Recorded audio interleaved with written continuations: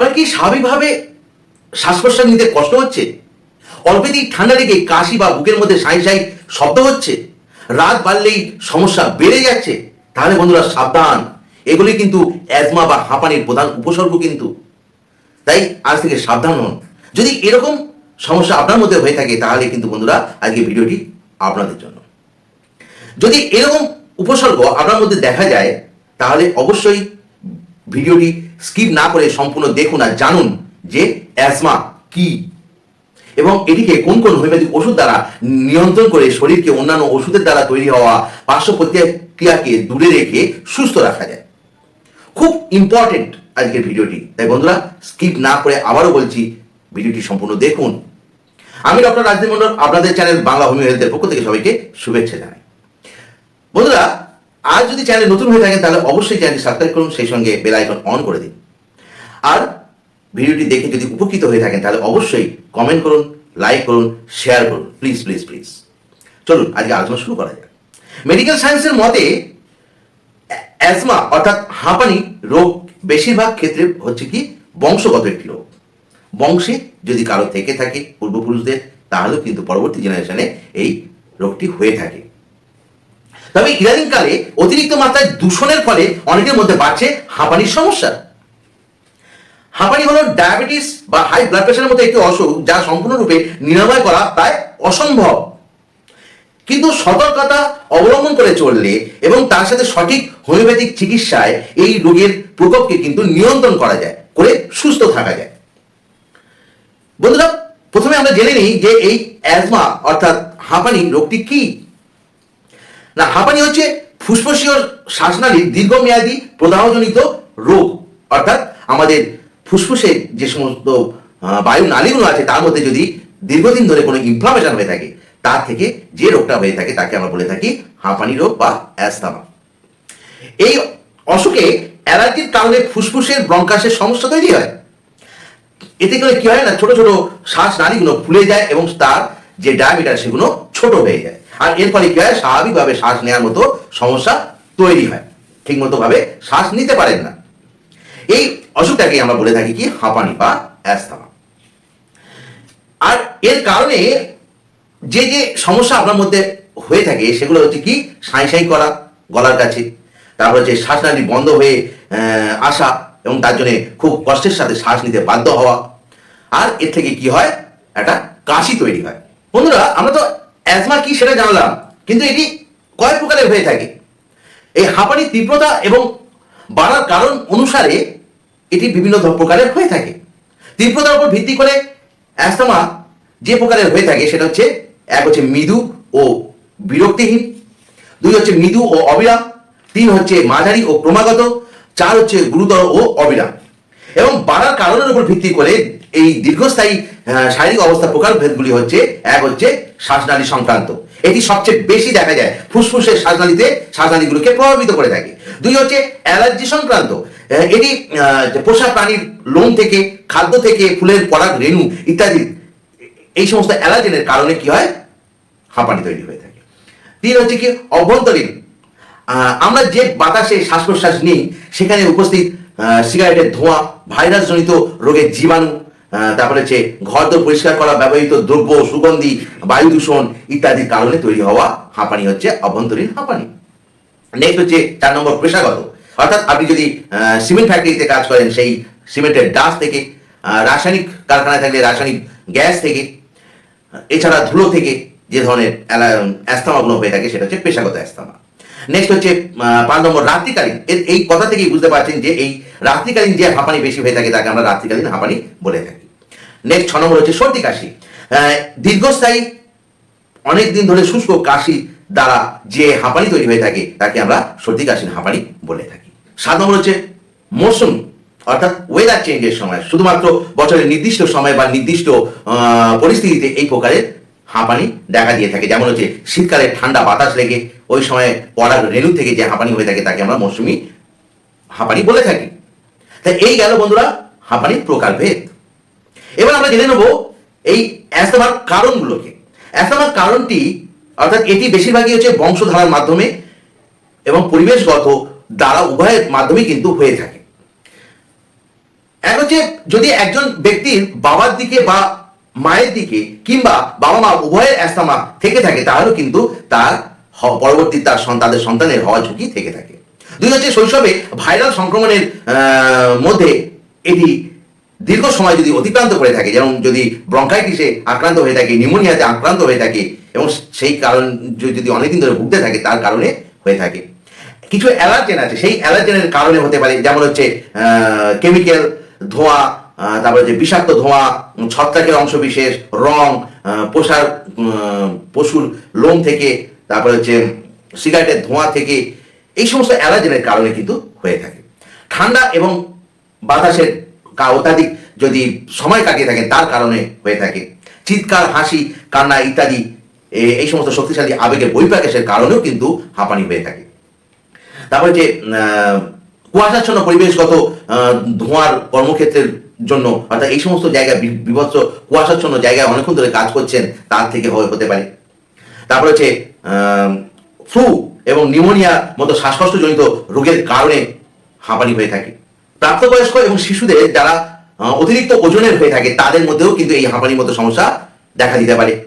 Next হচ্ছে কিছু ওষুধ আছে, যেমন অ্যাসপিরিন, ব্লিটা ব্লকার, তারপরে যে ন্যাপ্রোক্সেন, আইবুপ্রোফেনের মতো এই সমস্ত ওষুধের অপব্যবহারের কারণেও কিন্তু হাঁপানির মতো সমস্যা দেখা দিয়ে থাকে। তারপরে যে প্যাকেটজাত খাবার, ঠান্ডা জাতীয় পানীয়, তার থেকে হয়ে থাকে। তারপরে হচ্ছে গ্যাস্ট্রোইসোফেজিয়াল রিফ্লাক্স ডিজিজের কারণেও কিন্তু হাঁপানির মতো সমস্যা তৈরি হয়ে থাকে। এই সমস্ত কারণগুলোকে অবশ্যই আপনারা খেয়াল করবেন, যতটা পারবেন এগুলোকে এড়িয়ে থাকার চেষ্টা করবেন।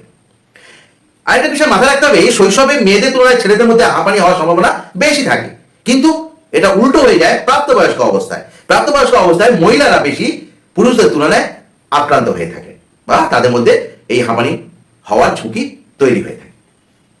এই অ্যাস্থামার জন্য যে সমস্ত উপসর্গগুলো আপনার মধ্যে দেখা দেয় সেগুলো জেনে নেওয়াটা অত্যন্ত জরুরি। অ্যাস্থামার বাড়াবাড়ি হয় সাধারণত মধ্যরাত্রের পর অথবা ভোরের বেলায় বা সকালবেলা। আক্রমণের প্রথম অবস্থায় বুকে চাপ অনুভব করবেন এবং সেই সাথে কি হবে, শ্বাসকষ্ট শুরু হবে।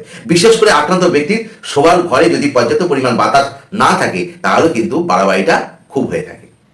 এছাড়া আর যে উপসর্গগুলো আমরা দেখতে পাই সেগুলো হচ্ছে কি, চোখে মুখে একটা উদ্বিগ্নতা ছাপ দেখা যায়, আক্রান্ত ব্যক্তি ঝুঁকে চলতে বাধ্য হন, তাতে সে একটু আরাম বোধ করে, ওই জন্য সামনের দিকে ঝুঁকে চলতে থাকে। তারপরে যে শ্বাস প্রশ্বাসের গতি বেড়ে যায়, ব্লাড প্রেশার সামান্য বেড়ে যায়। তারপরে যে শ্বাসকষ্টের জন্য কথা বলতে অসুবিধা হয়, ঠিকভাবে কথা বলতে পারে না, গলাটা ধরে যায়, কথার ভয়েসটা কমে যায়। এই গেল হচ্ছে উপসর্গ। এবার আমরা জেনে নেব যে অ্যাস্থামার জন্য কোন কোন পরীক্ষা করা অত্যন্ত প্রয়োজন। অ্যাস্থামার জন্য যে যে পরীক্ষা করতে হবে তার মধ্যে হচ্ছে কি ব্লাড ফর সিবিসি। এই রিপোর্টে আমরা দেখবো কি ইওসিনোফিলের মাত্রাটা বেড়ে গেছে। নেক্সট হচ্ছে অ্যালার্জিক জনিত অ্যান্টিবডি অর্থাৎ ব্লাড ফর আইজিই টেস্ট করব, সেখানে এর মাত্রাটা অর্থাৎ এর লেভেলটা আমরা হাই পাবো। নেক্সট হচ্ছে কি চেস্ট এক্সরে করব, সেখানে আমরা কি পাবো, এমফাইসিমাটাস চেঞ্জ লক্ষ্য করব। নেক্সট হচ্ছে কি পালমোনারি ফাংশন টেস্ট, এতে FEV1 এবং FEV1/FVC অনুপাত তুলনামূলক হারে কম পাবো। নেক্সট হচ্ছে কি ব্লাড গ্যাস অ্যানালিসিস টেস্ট, এতে কি হবে না পালমোনারি অক্সিজেন অর্থাৎ PaO2 এর মাত্রা কমে যাবে আর পালমোনারি কার্বন ডাই অক্সাইড অর্থাৎ PaCO2 মাত্রা বেড়ে যাবে। এবার আমরা জানবো যে এই হাঁপানিকে প্রতিরোধ করতে গেলে কি কি সতর্কতা অবলম্বন করতে হবে। তার জন্য আপনাকে যেটা করতে হবে, যে ঘরে অ্যাস্থামা রোগী থাকে সেই ঘরে যাতে ঠিকমতো আলো বাতাস ঢোকে সেদিকে নজর দিতে হবে। নিয়মিত ঘর পরিষ্কার করতে হবে, ধুলো বালিগুলোকে যত সম্ভব ভাবে পরিষ্কার করে ফেলতে হবে যাতে কম থাকে। তারপরে হচ্ছে যখনই রাস্তায় বেরোবেন অবশ্যই মুখে মাস্ক পরবেন। তারপরে হচ্ছে নিয়ম করে জামা কাপড় পরিষ্কার করতে হবে, পরিষ্কার রাখতে হবে। তারপরে হচ্ছে অসুখের প্রবণতা কমাতে প্রতিদিন একটা করে আপেল খেতে হবে। তারপরে যে আপেলের পাশাপাশি পাতে রাখতে হবে omega-3 ফ্যাটি অ্যাসিড সমৃদ্ধ খাবারকে। এছাড়া হচ্ছে বিটা ক্যারোটিন সমৃদ্ধ গাজর খেতে হবে। ডায়েটে রাখতে হবে অ্যাভোকাডো, স্ট্রবেরির মতো ভিটামিন সমৃদ্ধ অ্যান্টিঅক্সিডেন্ট যুক্ত খাবারকে রাখতে হবে। তারপরে যে স্মোকিং থেকে দূরে থাকতে হবে। এই সমস্ত সতর্কতা যদি অবলম্বন করতে পারেন দেখবেন আপনারা অ্যাস্থামাকে অনেকটা নিয়ন্ত্রণ করতে পারবেন। এবার আমরা জেনে নেব বন্ধুরা যে কোন কোন কার্যকরী হোমিওপ্যাথিক ওষুধের দ্বারা লক্ষণ ভিত্তিক এবং কারণ ভিত্তিক ভাবে ব্যবহার করে এই অ্যাস্তমাকে আমরা নিয়ন্ত্রণ করতে পারি। এক নম্বর যার কথা বলতে হয় সেটা হচ্ছে ইপিকা কোয়ানা 200। কি পাবো এখানে লক্ষণ? না, তীব্র শ্বাসকষ্টের সাথে বুকটা যেন সংকুচিত হয়ে আসছে এরকম অনুভূতি, এবং তার সাথে কি হয়, ঘন ঘন ছোট ছোট প্রকৃতির শ্বাস প্রশ্বাস পড়তে থাকে, আর তার সাথে কি দম বন্ধ হয়ে আসার মতো শ্বাসকষ্ট হতে থাকে, এবং সেই সাথে বমি বমি ভাব হওয়া, আর হচ্ছে কি লাল বর্ণের পরিষ্কার জিভ দেখতে পাওয়া, যেটা খুব ইম্পর্টেন্ট। এই সিমটমের মাধ্যমে কিন্তু ইপিকা কোয়ানাকে আমরা আলাদা করতে পারি অন্যান্য মেডিসিন থেকে। আর সেই সাথে থাকে চোখে মুখে একটা আতঙ্কের ছায়া। এই লক্ষণগুলো যদি আমরা পেয়ে থাকি তাহলে সেক্ষেত্রে ইপিকা কোয়ানা বেস্ট মেডিসিন। নেক্সট হচ্ছে কি ইউক্যালিপটাস গ্লোবিউলাস। এই ইউক্যালিপটাস গ্লোবিউলাস এর মধ্যে কি কি লক্ষণ পাবো?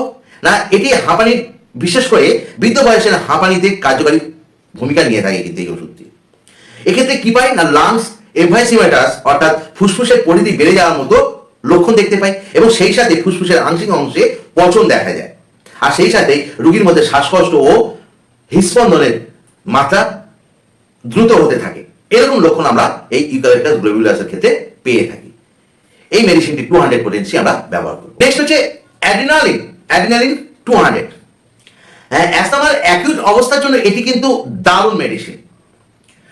রোগীর তীব্র শ্বাসকষ্ট শুরু হলে এবং সেই অবস্থায় অক্সিজেন দেওয়ার প্রয়োজন হলে সেক্ষেত্রে ঘন ঘন এই ওষুধটি ব্যবহার করুন, দেখবেন আপনারা উপকৃত হবেন। এটি 200 পোটেন্সি ব্যবহার করব। নেক্সট হচ্ছে ক্যাসিয়া সোপেরা 30 পোটেন্সি ব্যবহার করব। কাশি যত বেশি বাড়ে শ্বাসকষ্ট তত বেশি হয়, এইরকম যদি লক্ষণ পেয়ে থাকি সেক্ষেত্রে এই ওষুধটি দারুণভাবে আপনাদেরকে উপকৃত করে থাকে। এর জন্য এক্সেলেন্ট রেমেডি, এটা দারুণ কাজ করে থাকে। নেক্সট হচ্ছে ভিসকাম অ্যালবাম 30। এটি হাঁপানির সাথে যদি বাতের সমস্যা থাকে তাহলে সেক্ষেত্রে এই মেডিসিনটা কিন্তু অসাধারণ কাজ করে থাকে। রোগী আর তার সঙ্গে যে পিকুলিয়ার সিমটমটা থাকে সেটা হচ্ছে কি বাম দিকে শুলে মনে করে তার শ্বাস প্রশ্বাস বন্ধ হয়ে যাবে। এই যে মানসিক লক্ষণ, এটা কিন্তু এই ভিসকাম অ্যালবামকে সিলেকশন করতে অত্যন্তভাবে সাহায্য করে থাকে। ভেরি গুড মেডিসিন অ্যাস্তমাকে কন্ট্রোল করার জন্য। নেক্সট হচ্ছে ক্যালিনাইট্রিকাম 200 পোটেন্সি ব্যবহার করব। এটি ব্রঙ্কিয়াল অ্যাস্তমা এবং কার্ডিয়াক অ্যাস্তমা দুটো ক্ষেত্রেই সমানভাবে ব্যবহৃত হয়ে থাকে। হাঁপানির সাথে যদি বমি বমি ভাব থাকে, বুকে ব্যথা থাকে এবং সমস্ত বুক জুড়ে যদি জ্বালা করা অনুভূতি থাকে, আর সেই সাথে যদি আরেকটা যে লক্ষণ পাওয়া যায় সেটা যদি আপনার থাকে, তাহলে কিন্তু এই মেডিসিনটা সোনায় সোহাগা হয়ে যায়। সেটি হচ্ছে কি না, শ্বাস টানের সাথে সাথে হঠাৎ করে আপনার শরীর ফুলে ওঠা, sudden dropsical over the whole body, সারা শরীরটা হঠাৎ করে ফুলে যায় হাঁপানির সাথে। এরকম লক্ষণ যদি আমরা পেয়ে থাকি সেক্ষেত্রে ক্যালিনাইট্রিকাম এক্সেলেন্ট 200 পোটেন্সি ব্যবহার করব। বন্ধুরা, আজকে যে কটা মেডিসিনের কথা বললাম বা আলোচনা করলাম, এগুলি ছাড়াও কিন্তু আরো অনেক মেডিসিন আছে, কিন্তু এই যে কটা মেডিসিনের কথা বললাম এগুলো খুব কম ব্যবহৃত হয়ে থাকে, খুবই আনকমন। আমি চেষ্টা করলাম এগুলোকে আপনাদের সামনে তুলে ধরা, কারণ কমনগুলো আপনারা সবই প্রায় জানেন, যেমন ডালকামারা সম্পর্কে জানেন, আর্সেনিক, ক্যালিকার, ন্যাট্রাম সাল, হেপার সাল ইত্যাদি, এগুলো সম্পর্কে আপনারা প্রায় কম বেশি জানেন। তাই যেগুলো খুবই আনকমন সেগুলোকে একটু তুলে ধরার চেষ্টা করলাম। আশা করি আজকে ভিডিওটি আপনাদেরকে উপকৃত করতে পেরেছে, এর থেকে অনেক কিছু শিখতে পেরেছেন। যদি আজকে ভিডিওটি আপনাদের উপকৃত করে থাকে তাহলে অবশ্যই চ্যানেলটি সাবস্ক্রাইব করুন, সেই সাথে বেল আইকন অন করে দিন, আর তার সাথে কমেন্ট করুন, লাইক করুন, শেয়ার করুন। সবাই ভালো থাকুন, সুস্থ থাকুন, অ্যাস্তমাকে কন্ট্রোল করুন, নিয়ন্ত্রণ করুন। জয়তু হ্যানিম্যান, জয়তু হোমিওপ্যাথি। ধন্যবাদ।